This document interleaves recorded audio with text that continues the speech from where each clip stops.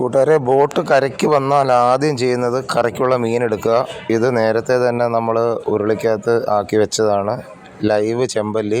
ഇപ്പം മരിച്ചു കേട്ടോ, കാരണം കിട്ടിയത് ഏകദേശം ഒരു 7 മണിക്കാണ്. ഇപ്പം ഒരു 8-8:15 ചരക്കെല്ലാം പറക്കിയിട്ട് മീൻ വെട്ടാൻ എടുക്കത്തുള്ളൂ. അത് നേരത്തെ ഇട്ട കറുത്ത മീൻ ഹമൂറാണ്. ഇത് പുല്ല് കുത്തി. ഗൾഫിൽ ചേരി എന്നൊക്കെയാണ് പറയണത്. ഇതിൻ്റെ ഫിഷ് ബിരിയാണിയും ഫിഷ് ഫ്രൈ അടിപൊളിയാണ്. ഇത് കട്ട് ചെയ്ത് നല്ല പീസാക്കി നല്ല അടിപൊളി കുട്ടപ്പന്മാരാക്കിയിട്ടുണ്ട്. പിന്നെ ലാസ്റ്റ് നല്ല വെള്ളം ഒഴിച്ച് കഴുകും, കാരണം ആദ്യമേ നമ്മൾ കഴുകുന്ന ഉപ്പ് വെള്ളത്തിലാണ്. അതിനുശേഷം നല്ല വെള്ളത്തിൽ കഴുകി എടുത്തിട്ട് അടുക്കളയിലോട്ട്, അതായത് നമ്മുടെ ബോട്ടിൻ്റെ കിച്ചണിലേക്ക് എത്തിക്കും. ഇത് വിമലേട്ടൻ കറിയുടെ പരിപാടി തുടങ്ങിയിട്ടുണ്ട്. വെളുത്തുള്ളി, ഇഞ്ചി, പച്ചമുളക് ഫസ്റ്റ് ഇട്ട്. പിന്നെ ബോട്ടിൽ ബർണർ നല്ല സ്ട്രോങ് ആണ്, നല്ല പവറിന് തീയുള്ളതുകൊണ്ട് എളുപ്പം പണി പറ്റിക്കുക. അങ്ങനെ സവാള ഇട്ടു നൈസായിട്ട് മൂത്തുകൊണ്ടിരിക്കുക. ഇനി ഫസ്റ്റ് ലേശം ഉപ്പിടണം. ഉപ്പിട്ട് കഴിഞ്ഞാൽ ഉള്ളി പെട്ടെന്ന് മൂക്കും. അത് പിന്നെ നമുക്ക് എല്ലാവർക്കും അറിയാവുന്ന കാര്യമാണ്. തല ഫുൾ സൈസായിട്ട് ഇട്ടിട്ടുണ്ട്, ചെമ്പല്ലിയുടെയും അമൂറിൻ്റെയും. മൂത്തതിന് ശേഷം എല്ലാ കറിയിലെയും പോലെ പതിവ് പോലെ തന്നെ മഞ്ഞൾപ്പൊടി, ലേശം ഉലുവാപ്പൊടി. ബോട്ടിലെ കറിയുടെ മെത്തേഡ് നമ്മുടെ വീട്ടിലെ കണക്ക് തന്നെ. അതിനകത്ത് പ്രത്യേകിച്ച് ബിൽഡപ്പൊന്നുമില്ല. പക്ഷേ ആ വെക്കുന്ന രീതിയും അരപ്പ് മൂപ്പിക്കുന്ന ആ ഒരു മെത്തേഡിൽ മാത്രം ചെറിയ വ്യത്യാസമുണ്ട്. അല്ലാതെ നിങ്ങളുടെ വീട്ടിൽ വയ്ക്കുന്ന, ഇപ്പോൾ ഇത് കാണുന്ന അമ്മ പെങ്ങന്മാരും കറി വയ്ക്കുന്ന ആണുങ്ങളും തെറ്റിദ്ധരിക്കേണ്ട. ഞങ്ങൾ വയ്ക്കുന്ന ആ മീനിൻ്റെ രുചിയും പിന്നെ ആ ഇരുന്ന് കഴിക്കുന്ന അറ്റ്മോസ്ഫിയറുമാണ് കറിയെ മനോഹരമാക്കുന്നത്. ഇത് പെപ്പർ ഇട്ടിട്ടുണ്ട്. ഇനി ഒന്ന് അരപ്പ് മൂക്കണം. കറിവേപ്പില സൈഡിലാക്കി. പുള്ളിക്കാരൻ കറിവേപ്പില ലാസ്റ്റ് എടുത്തുള്ളൂ. വിമലേട്ടൻ കറി വയ്ക്കുമ്പം വേറെ രീതിയാണ്. പുള്ളിയുടെ കറി അതാണ്, അടിപൊളിയാണ്, ഒരു മാറ്റവും ഇല്ല. ഇതിന് മല്ലിപ്പൊടി. ഓരോന്ന് മൂത്ത് ഓരോ ഘട്ടമാകുമ്പോഴാണ് പുള്ളി ഓരോ ഐറ്റംസ് ഇടുന്നത്. അതെന്തോന്ന് എനിക്കറിയത്തില്ല. സാധാരണ നമ്മളെല്ലാം കൂടെ ഒന്നിച്ചിട്ടാണ് മൂപ്പിക്കുന്നത്. പക്ഷേ പുള്ളി വേറെ രീതിയാണ്. നിങ്ങൾ ആർക്കെങ്കിലും പുള്ളിയുടെ ഈ കറിയുടെ മെത്തേഡ് ഇഷ്ടപ്പെട്ടാൽ വീട്ടിലൊന്ന് ട്രൈ ചെയ്ത് നോക്കാം കേട്ടോ. ആൾ നല്ല കലക്കൻ കുക്കാണ്. ഞങ്ങൾക്ക് എല്ലാവർക്കും ഇഷ്ടമാണ്. ബോട്ടിൽ 8-9 പേര് എപ്പോഴും കാണും. ഈ ടേണ് 9 പേരുണ്ട്, കഴിഞ്ഞ ടേണ് 9 പേരുണ്ടായിരുന്നു. ഒരാൾ പോലും പുള്ളിയുടെ കറി മോശമെന്ന് പറയില്ല. അങ്ങനെ ഇപ്പം പെപ്പർ മസാലയും മല്ലിപ്പൊടിയെല്ലാം മൂത്ത് ഇതാണ്ട് ഇനി മുളക് പൊടിയുടെ ഊഴമാണ്. ഇത് കാശ്മീരി ചില്ലി അല്ല കേട്ടോ, പിരിയം മുളകാണ്. പിരിയം മുളകാണ് വറ്റൽ മുളകിനേക്കാൾ ഏറ്റവും കൂടുതൽ എരിയുള്ളത്. പിന്നെ എന്താണെന്നറിയില്ല, ഈ ബോട്ടിൽ പണിക്കിറങ്ങിയ കാലം തൊട്ട് എല്ലാവരും എരിയുടെ കാര്യത്തിൽ ആരും പുറമോട്ടല്ല. അങ്ങനെ മുളക് പൊടി, പെപ്പർ മസാല രണ്ടും കൂടെ ആകുമ്പോൾ എരി പ്ലസ് എരി ഒടുക്കത്തെരി, ഒരു മാറ്റമില്ല. ഇനി ഇത് നന്നായിട്ട് മൂക്കണം.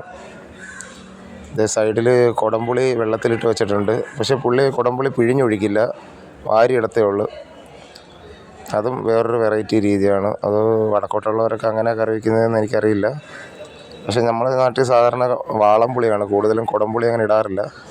ഇവിടുത്തേക്കൊരു രീതി അതാണ്.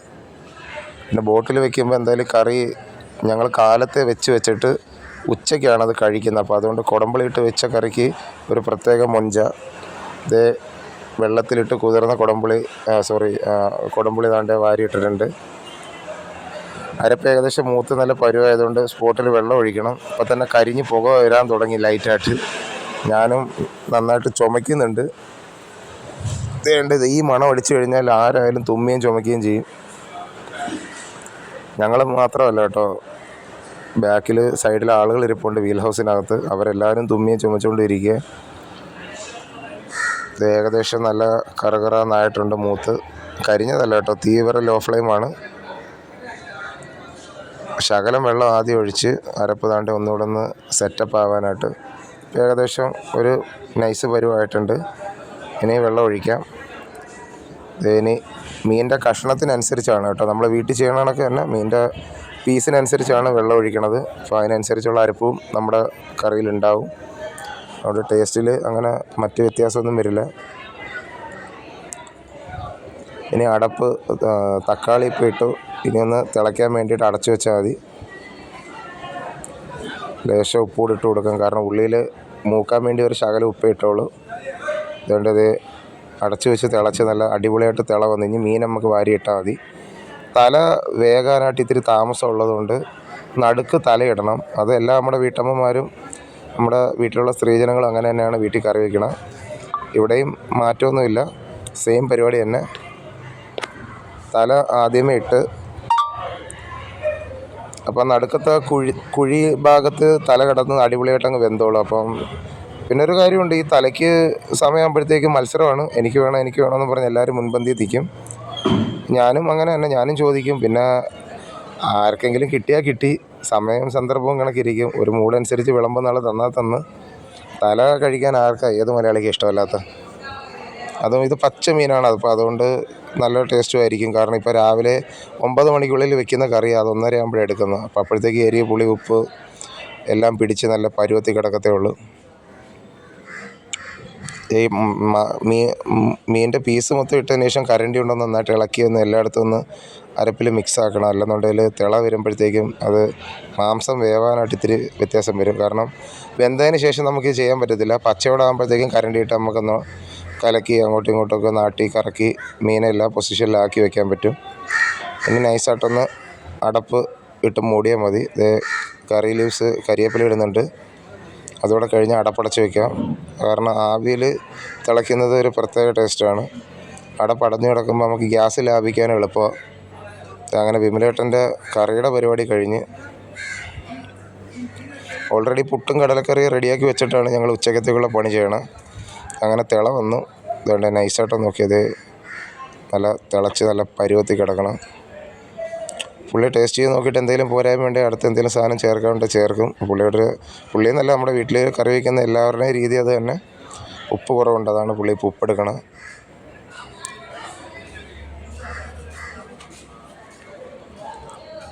ഉപ്പും ലൈറ്റായിട്ട് തൂവി ഇട്ടിട്ടുണ്ട്. ഇനി ഒന്ന് കറക്കി വെച്ചാൽ മതി കറി. അപ്പോഴത്തേക്കും മൊത്തത്തിലൊന്ന് അരപ്പും മസാലയും എല്ലാത്തിനകത്ത് ഉപ്പ് ചെല്ലും. പിന്നെ കുഴപ്പമില്ല, ഇളക്കണ്ട, മീൻ പൊടിഞ്ഞു പോവും.